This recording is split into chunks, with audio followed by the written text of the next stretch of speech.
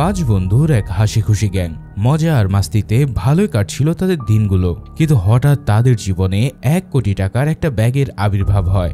আর সেই টাকা উদ্ধারের জন্য শহরের সবচেয়ে বড় গ্যাংস্টার চার্লি তাদের পিছু পড়ে যায়, যার ফলে মাত্র 7 দিনের মাঝেই ওলটপালট হয়ে যায় তাদের সকলের জীবন। এরপর তাদের জীবনে কি কি বিভীষিকা নেমে আসে তা জানাতে হাজির হলাম পৃথ্বীরাজ অভিনীত crime thriller movie 7 day explanation নিয়ে।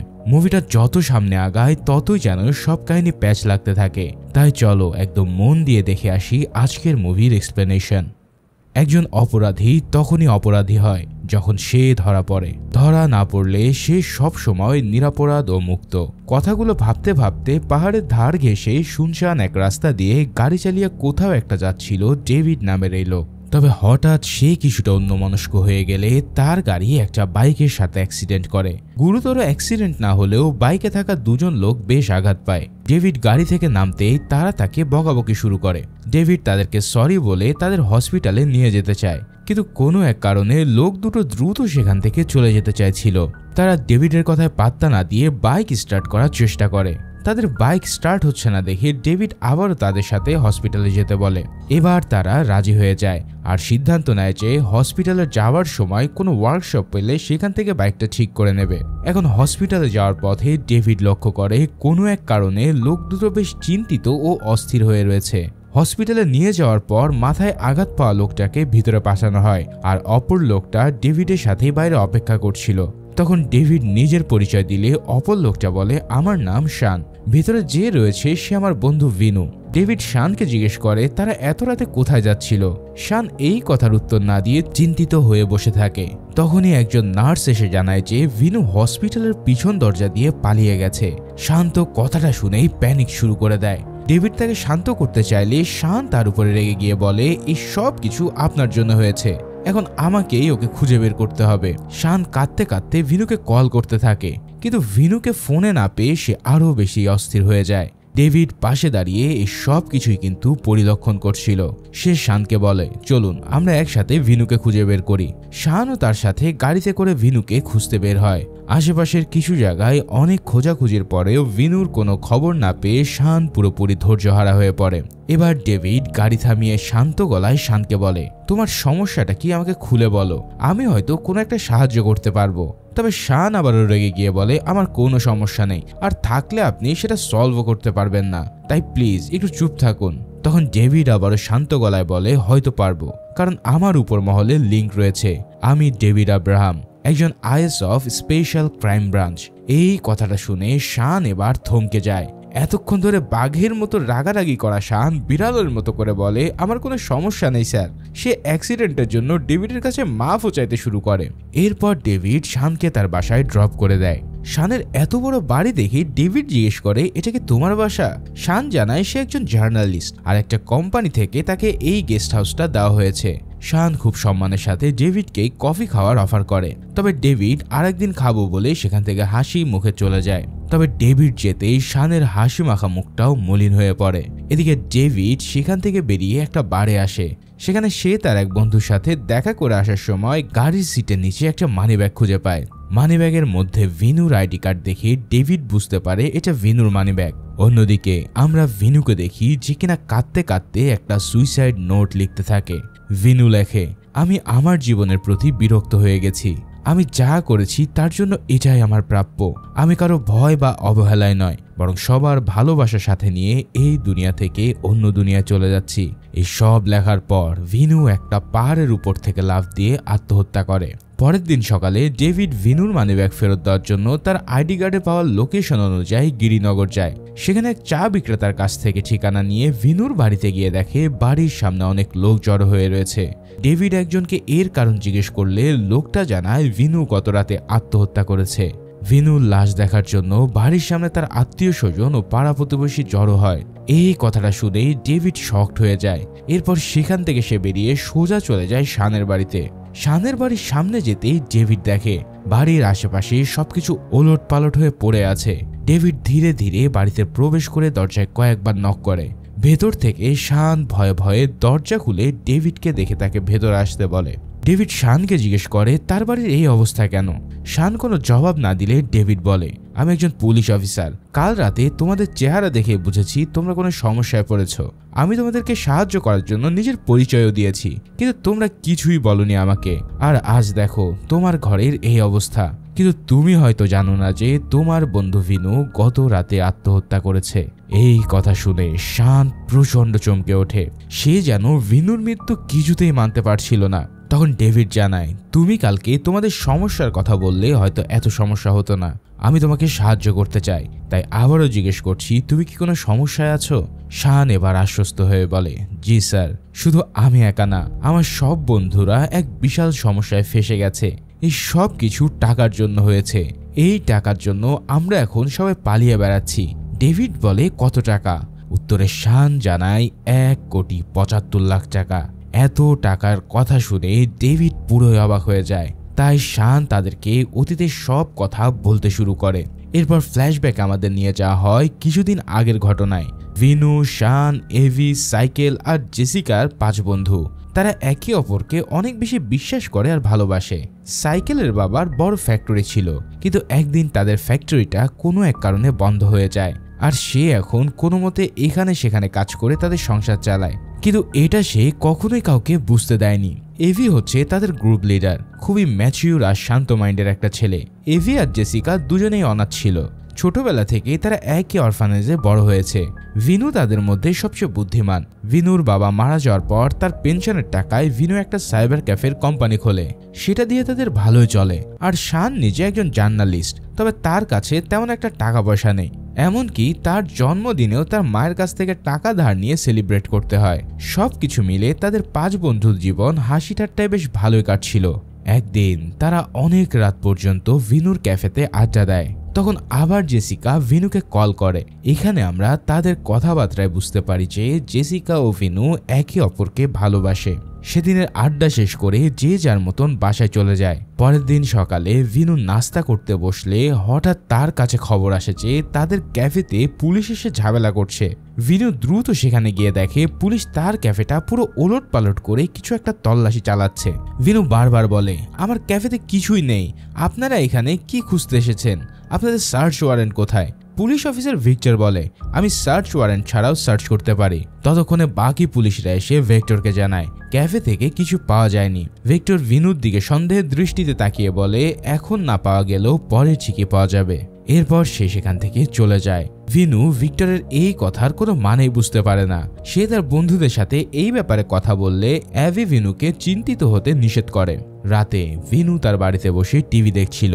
তখনই হঠাৎ কারেন্ট চলে গেলে ভিনুর বোন দিভিয়া উপরের ঘরের ইমার্জেন্সি ল্যাম্প আনতে যায়। তখনই তার চিৎকার ভেসে আসলে ভিনু দৌড়ে উপরে যেতে শুরু করে। এরপর হঠাৎ নিচে কারো একটা পড়ে যাওয়ার শব্দ শুনে ভিনু মা মা বলে চিৎকার করে আবারও নিচে নেমে আসে। তখনই তার মাথায় কেউ একজন জোরে একটা রড দিয়ে সজোরে আঘাত করে, যার ফলে ভিনু সাথে সাথে মাটিতে পড়ে অজ্ঞান হয়ে যায়। কিছুক্ষণ পর তার জ্ঞান ফিরলে সে নিজেকে চেয়ারে বাঁধা অবস্থায় দেখতে পায়। এবার সে তার সামনে চার্লি নামের এক লোককে বসে থাকতে দেখে। এখানে চার্লি কোনো কিছু না জিজ্ঞেস করে তাকে বলে, 2.25 কোটি টাকায় কতটা শূন্য হয় জানিস? ধর তোর কাছে তোর কষ্টের জমানো 2.25 কোটি টাকা রয়েছে, আর একদিন সে সব টাকা চুরি হয়ে যায়। এখন তুই পুলিশের কাছেও যেতে পারবি না, কারণ পুলিশের সাথে তোর সম্পর্ক তেমন ভালো না। তাহলে তুই এই মুহূর্তে কি করতি? নিশ্চয় চোরকে ধরতে পারলে খুন করে ফেলতি। এখন আমিও ঠিক সেটাই করব, কিন্তু প্রথমে টাকাটা আমি ফেরত চাই। এরপর যদি দয়া হয় তাহলে তোকে আমি ছেড়ে দেব। আমি তোকে 36 ঘন্টার সময় দিচ্ছি।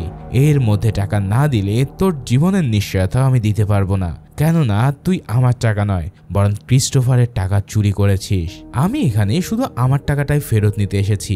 এই সব কিছু বলে চার্লি সেখান থেকে চলে যায়। এখন চার্লির এইসব কথাবার্তা তো ভিনু ও তার পরিবার কিছুই বুঝতে পারে না।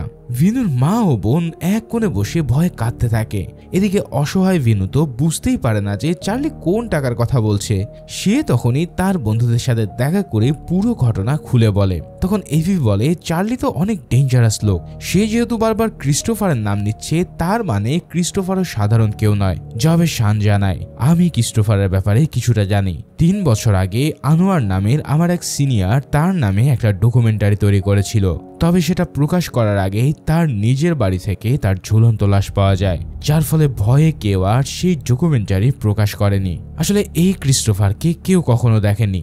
এই কথা শুনে ভিনু আর এভি আরো ঘাবড়ে যায়। তখনই সেখানে সাইকেল এসে জিজ্ঞেস করে কি হয়েছে। সাইকেলকে বেশ অস্থির দেখে তারা জিজ্ঞেস করে সে কি জানে না কি হয়েছে। এবার সাইকেল কাঁদতে কাঁদতে বলে সে এই সব কিছুর জন্য দায়ী। সে ভিনুর ক্যাফে থেকে এই টাকা সরিয়েছিল। এই কথাটা শুনে বাকিরা এবার চমকে ওঠে। তখন সাইকেল বলে সেদিন আড্ডার পর সবকিছু গোছানোর সময় আমি ভিনুর ডেস্কের নিচে একটা ব্যাগ দেখতে পাই। কিউরিওসিটি বশত ব্যাগটা খুলে আমি সেখানে অনেকগুলো টাকা দেখি। আর লোভ সামলাতে না পেরে রাতে আমি আবারও ক্যাফেতে গিয়ে সেই টাকাগুলো নিয়ে আসি। তবে চিন্তা করো না, সেগুলো এখনো আমার কাছে রয়েছে। আমি সব টাকা আমার বাবার পুরাতন ফ্যাক্টরিতে লুকিয়ে রেখেছি। এই সব শুনে ভিনু বলে তাহলে এক্ষুনি চল, আমরা টাকাটা নিয়ে সেগুলো চার্লিকে ফেরত দিয়ে এই ঝামেলা শেষ করি। তখন শান জানায় এত রাতে আমাদের ওখানে যাওয়া ঠিক হবে না, পুলিশেরা টহলে রয়েছে, তারা আমাদের কাছে টাকা পেলে সমস্যা করবে, বরঞ্চ কাল সকালে আমরা সেখানে যাব। এই কথা শুনে এভিও তার সাথে রাজি হয়ে যায়। পরের দিন সকালে তারা চারজন মিলে সাইকেলের বাবার ফ্যাক্টরিতে যায়। সাইকেল অনেক গোপন জায়গায় ব্যাগটা লুকিয়ে রেখেছিল। সবকিছু সরিয়ে সে ব্যাগটাকে বের করে আনে। এবার চারজনই গভীর আগ্রহে ব্যাপারটার দিকে তাকিয়ে থাকে। এরপর অ্যাভি গিয়ে ধীরে ধীরে ব্যাগের চেন খুলতে দেখে ব্যাগে কোনো টাকাই নেই। সে সাথে সাথে সাইকেলের কলার চেপে ধরে জিজ্ঞেস করে টাকা কোথায়। সাইকেল কাঁদতে কাঁদতে বলে টাকা সে এখানেই রেখেছিল, সে তো এখন জানে না টাকা কোথায় গেছে। ভিনু বলে সাইকেল, এটা আমার পুরো পরিবারের জীবন মরণের বিষয়, প্লিজ মজা করিস না। সাইকেল জানায় আমি সত্যি টাকা এখানে রেখেছি, আমি জানি না টাকাটা এখান থেকে কিভাবে গায়েব হয়ে গেল। আমার মায়ের কসম বলছি আমি মিথ্যা বলছি না।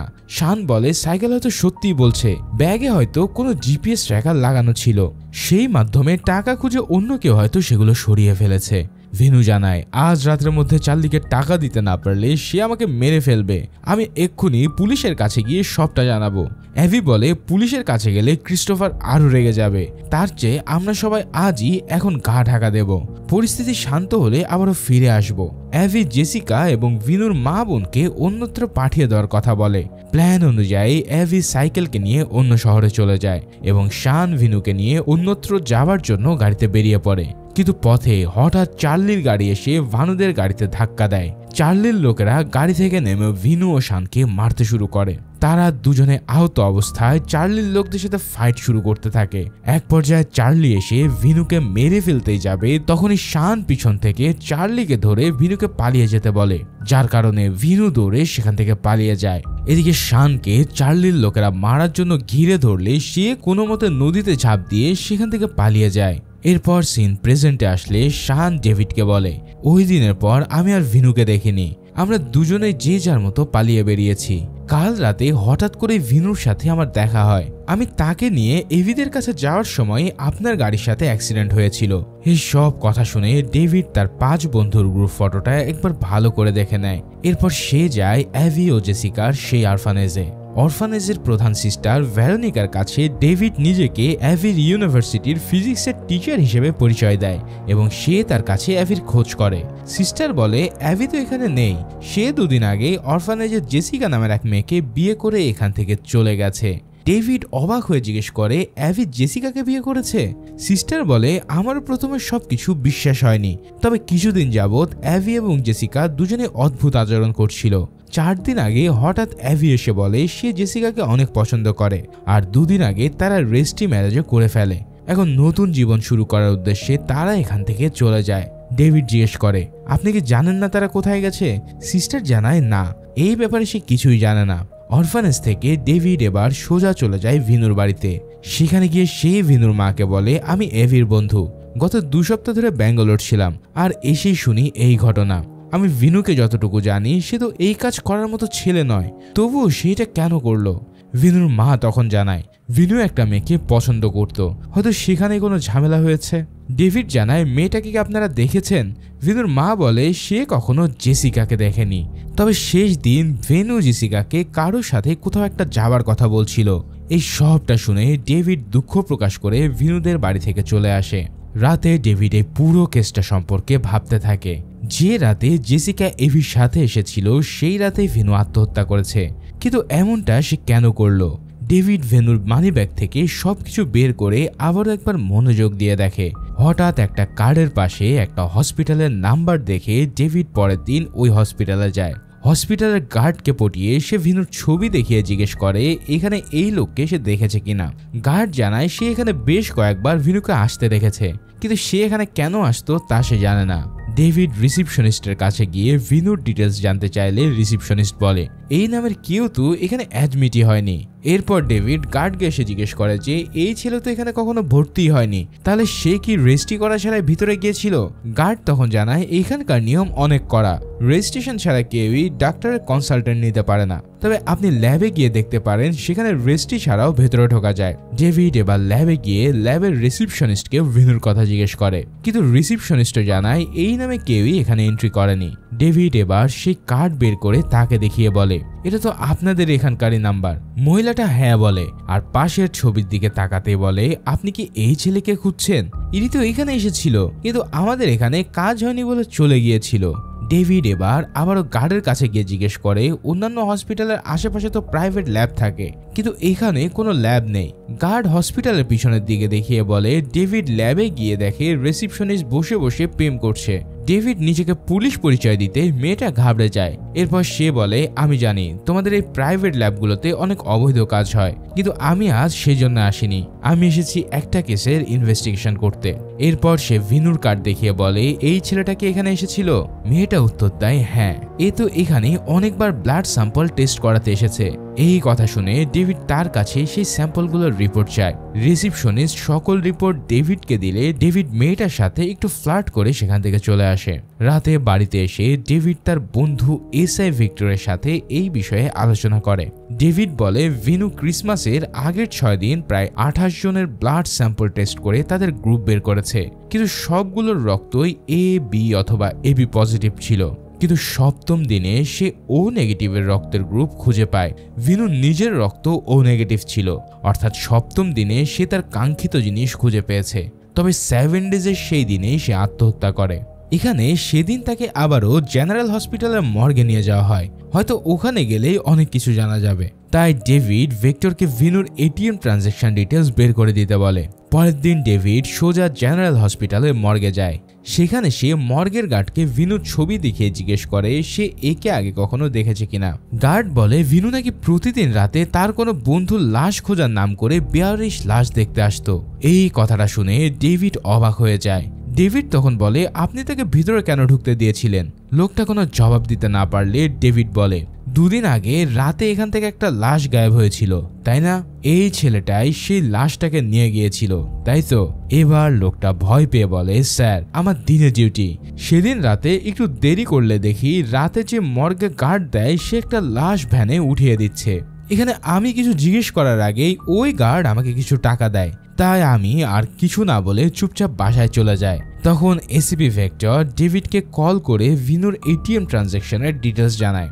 এরপর ডেভিড ফরেন্সিক ডাক্তারের কাছে গিয়ে ভিনুর আইডি কার্ড দেখিয়ে জিজ্ঞেস করে যে তাকে সে চেনে কিনা। ডাক্তার না বললে ডেভিড বলে 2 দিন আগে তো আপনি ওর আত্মহত্যা করা বডির পোস্টমর্টম করেছিলেন, আর এখন চিনতে পারছেন না? ডাক্তার বলে 2 দিন আগে যে বডিটা এসেছিল সেটা পানিতে থাকার কারণে গলে গিয়েছিল। বডির ভেতরে বেশিরভাগ অঙ্গ বাড়তি ছিল না, এমনকি লাশের চেহারাটাও বোঝা যাচ্ছিল না। তখন ডেভিড জানায় কেননা আপনি পোস্টমর্টম করে মর্গে পাঠানো বডি আবারও পোস্টমর্টম করেছেন। ওই বডিতে যে ট্যাটু পাওয়া গিয়েছে সেটা পোস্টমর্টমের মাত্র 1 ঘন্টা আগে করা হয়েছিল, অথচ ভিনুর হাতের ওই ট্যাটু 5 বছর ধরে ছিল। বলুন আপনি কত টাকার বিনিময়ে ওই লাশকে ভিনুর লাশ বানিয়েছেন? এই কথা শুনে ডাক্তার এবার ডেভিডের উপর রেগে গিয়ে বলে সে কোনো টাকা নেয়নি, আর না সে এক্সামিন করেছে সেগুলো ভুল। তখন ডেভিড বলে আমি তো সত্যটা বের করে আবারও আসবো, আর আমি সত্যটা বের করবই, কারণ আমি সব সময় জেতার জন্য খেলি।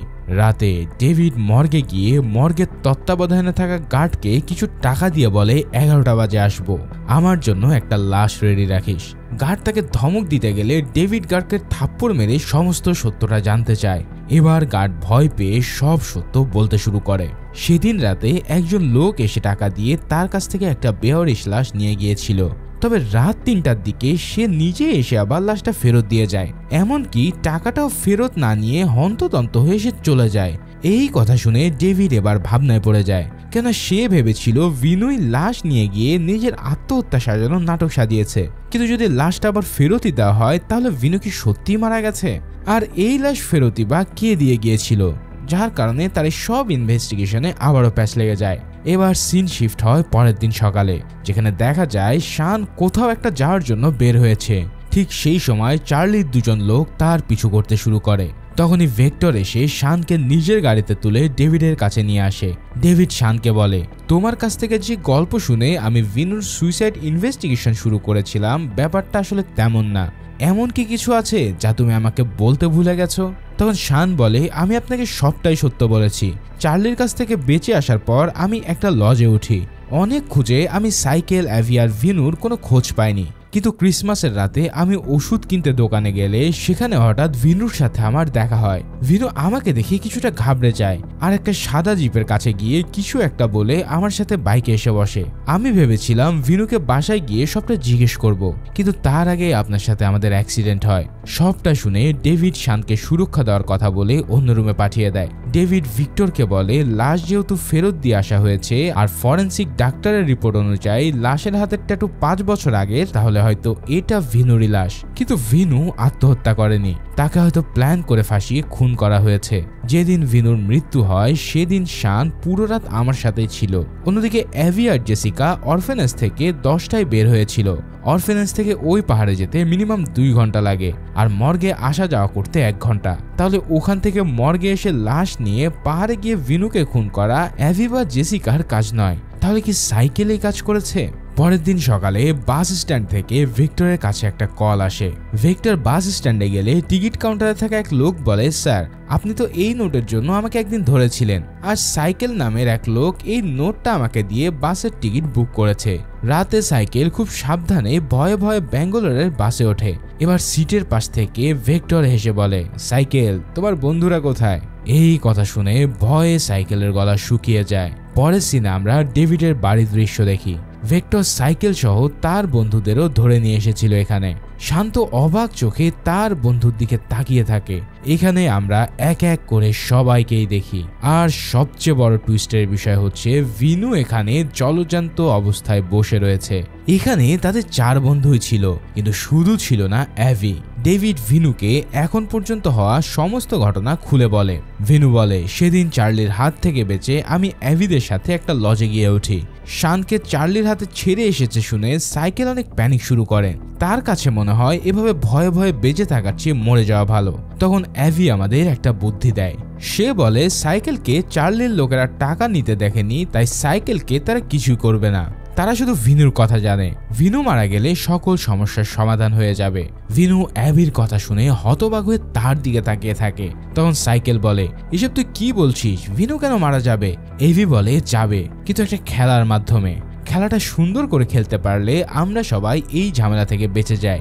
ভিনু তাকে জিজ্ঞেস করে, কি খেলা? তখন অ্যাভি বলে, সরকারি হসপিটালে প্রতিদিন অনেক বেয়ারিশ লাশ আসে।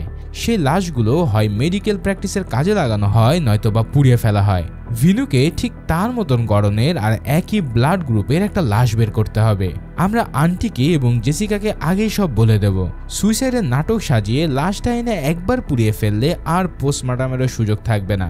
এই সব প্ল্যান করে প্ল্যান অনুযায়ী ভিনুর মা ও জেসিকাকে সবটা জানানো হয়, আর তার মাকে বলা হয় ভিনুর হাতের ট্যাটু দেখে লাশ শনাক্ত করতে।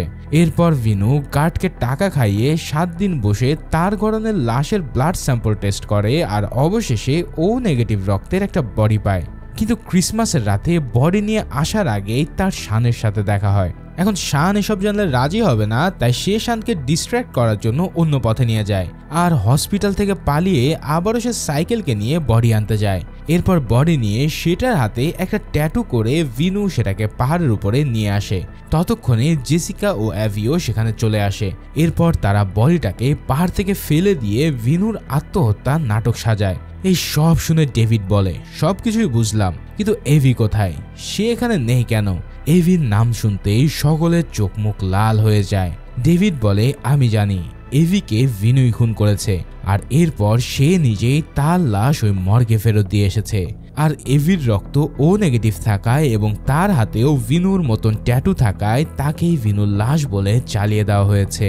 এই কথা শুনে জেসিকা এবার কাঁদতে শুরু করে। জেসিকা কাঁদতে কাঁদতে বলে এভিকে ভিনু খুন করেনি, আর না আমরা কেউই করেছি, এভি নিজেই আসলে আত্মহত্যা করেছে। এবার সিন শিফট হয় ক্রিসমাসের রাতের দিন। সেদিন এভির প্ল্যান অনুযায়ী ভিনু সুইসাইড নোট লিখে লাশ নিয়ে আসে, আর এভিও চলে আসে জেসিকাকে নিয়ে পাহাড়ের উপরে। জেসিকাও সাইকেলকে গাড়ির কাছে রেখে ভিনু আর এভি মিলে পাহাড়ের লাশ ফেলতে যায়। তখনই এভি এমন একটা কথা বলে যা শুনে ভিনুর মাথায় আকাশ ভেঙে পড়ে। এভি বলে তুই অনেক বোকা, কি সুন্দর নিজের মৃত্যুর প্ল্যান তুই নিজেই করেছিস। তখন ভিনু বলে মানে? এভি জানায় আজ তোকে এখান থেকে পড়ে মরতে হবে, আর কাল সকালেই সবাই জানবে তুই মারা গেছিস। তোর মাও নকল লাশ মনে করে তোর লাশই অন্তিম সংস্কার করবে। এই সব কথা শুনে ভিনু বলে কি সব বাজে বকছিস? কিন্তু এভি জানায় তোর দোকানে টাকার ব্যাগ আমি রেখেছিলাম, আর পুলিশকেও আমি কল করে সেখানে খবর জানিয়েছিলাম তোকে ফাঁসানোর জন্য। কিন্তু আগের দিন রাতে সাইকেল সব টাকা সরিয়ে নেওয়ার কারণে তুই বেঁচে গিয়েছিলি। এরপর তোর খবর চার্লিদের আমি দিয়েছি, এমনকি সেদিন রাতেও তোর পালানোর কথা চার্লিদের আমি জানিয়েছিলাম। এই সব কথাবার্তা শুনে ভিনু হতভম্ব হয়ে জিজ্ঞেস করে তুই কেন এমন করেছিস? এবার এভি জানায় এই সব কিছু সে করেছে জেসিকার জন্য। জেসিকাকে আমি ছোটবেলা থেকে ভালোবাসি, আমার জেসিকা ছাড়া কেউই পৃথিবীতে ছিল না। কিন্তু জেসিকাকে আমি কিছু বলার আগেই তুই ওকে কেড়ে নিয়েছিস, তাই আজ তোকে মরতেই হবে। তুই মরে গেলে জেসিকার আমি ছাড়া আর কেউই থাকবে না। ভাই রে ভাই, নিজের বেস্ট ফ্রেন্ডের কাছ থেকে এমন প্রতারণার কথা শুনে ভিনু একদম পাথর হয়ে যায়। এভি ভিনুকে ধাক্কা দিতেই যাবে, তখনই জেসিকা পিছন থেকে অ্যাভি বলে ডাকে। অ্যাভি পিছনে ফিরে তাকাতে দেখে জেসিকা ছলো ছলো চোখে তার দিকে তাকিয়ে আছে।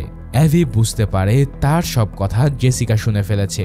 ভিনু ততক্ষণে জেসিকার পাশে এসে দাঁড়ায়। ইতিমধ্যে সাইকেল পরিস্থিতি সামলা দেওয়ার জন্য বলে যা হওয়ার হয়েছে, এখন সবটা বাদ দিয়ে আমাদের নিজের প্ল্যানের মতন কাজ করা উচিত। কিন্তু জেসিকা বলে না, আমি কখনো ওকে ক্ষমা করব না। ও আমার ভিনুকে মারতে চেয়েছে, আমি মরে গেলে ওকে ক্ষমা করব না। এই কথা শুনে এভি কষ্টে জেসিকার দিকে চেয়ে থাকে, যার জন্য সে এত কিছু করলো সে তাকে এখন থেকে ঘৃণা করবে ভেবে এভির বুকটা ফেটে যেতে থাকে। তখন এভি বলে ঠিকই বলেছো তুমি, আমার কোনো ক্ষমা নেই। আমি এই ভালোবাসার চক্করে নিজের বন্ধুদের সাথেও বিশ্বাসঘাতকতা করেছি। আমার জীবন এখন মূল্যহীন। যাও, ক্রিস্টোফারের টাকা গাড়িতে রাখা আছে, আমার আর ওই টাকার কোনো প্রয়োজন নেই।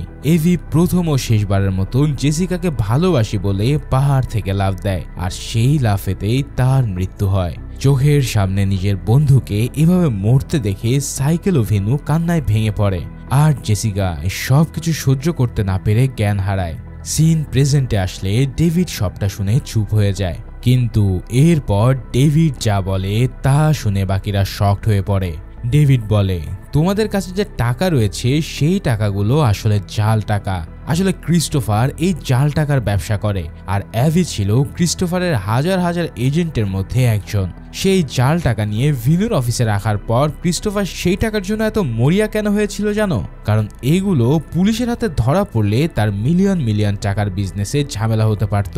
তার কাছে এই সামান্য 1,75,00,000 টাকা কিছুই নয়। এই কথা শুনে বাকিরা তো বিশ্বাসই করতে পারে না যে এভি এই কাজ করতে পারে। ডেভিড তাদেরকে বলে টাকাটা তার কাছে দিয়ে তারা যেন ভালোভাবে এখান থেকে চলে যায়। আজকের পর থেকে কেউ কখনো তাদেরকে আর ডিস্টার্ব করবে না। ভিনুরা টাকার ব্যাগ ডেভিডের হাতে তুলে দিয়ে সেখান থেকে বের হতে ভেক্টর তাদেরকে তাদের পুরাতন গাড়িটা ফেরত দেয়। অনেকদিন পর নির্ভয়ে বাইরে বেরোতে পেরে তারা সবাই স্বস্তির নিঃশ্বাস ফেলে। কেবলমাত্র তাদের মধ্যে শানই চুপচাপ হয়ে বসে থাকে। সাইকেল শানকে এর কারণ জিজ্ঞেস করলে শান শান্ত গলায় বলে টাকাগুলো আমরা কাকে দিয়ে আসলাম। ভিনু বলে কেন, ডেভিড স্যারকে। শান জিজ্ঞেস করে ডেভিডটা আসলে কে?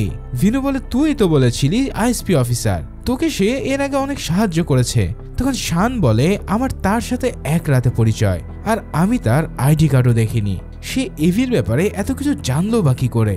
এছাড়াও আমাদের গাড়িটা তো চার্লির কাছে ছিল, তাহলে সেটা বা এখানে আসলো কি করে? এই কথাটা চিন্তা করতেই তাদের গায়ে কাঁটা দিয়ে ওঠে, কারণ তারা বুঝতে পারে যে তারা তাদের মৃত্যুর মুখ থেকে হাসি মুখে ফিরে এসেছে। আর তখনই আমরা দেখতে পাই চার্লিকে। চার্লি ডেভিডের কাছে রেখে আসা সেই টাকার ব্যাগ থেকে টাকা গুনে ডেভিডের দিকে তাকিয়ে বলে টাকাটা ঠিকই আছে ক্রিস্টোফার। অর্থাৎ এই ডেভিডই হচ্ছে আসল ক্রিস্টোফার, আর সে নিজের টাকা উদ্ধারের জন্যই এতদিন এত কিছু করেছে। কি লাস্টের টুইস্টটা তোমাদের কেমন লাগলো তা অবশ্যই কিন্তু আমাকে জানিও। আর ঠিক এমনই এক টুইস্টের মাধ্যমে এই অসাধারণ সাসপেন্স থ্রিলার মুভিটা এখানেই শেষ হয়। তো ভিডিওটা ভালো লেগে থাকলে একটা লাইক, কমেন্টস ও সাবস্ক্রাইব করে দিও। দেখা হচ্ছে পরের কোনো থ্রিলার মুভিতে, সেই পর্যন্ত আল্লাহ হাফেজ।